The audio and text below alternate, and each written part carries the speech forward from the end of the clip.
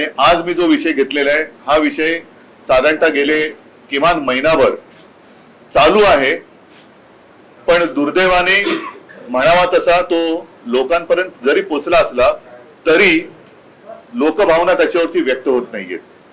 आणि तो विषय म्हणजे दिल्लीमध्ये जंतर मंतर येथे आपल्या अभिजित दिपके यांनी जो विषय उचलला तो अनेक युवकांच्या किंवा मी तर म्हणेन देशातल्या प्रत्येक युवकाच्या भवितव्याचा विषय आहे.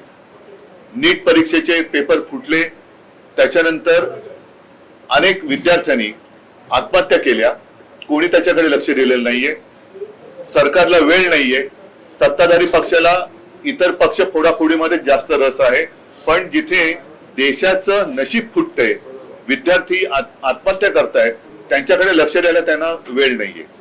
आणि मी आजची जी पत्रकार परिषद घेतलेली आहे ती त्या आंदोलनाला आणि सोनम वांगचुक यांना पूर्ण पाठिंबा जाहीर करण्यासाठी मी ही प्रेस कॉन्फरन्स घेतलेली आहे.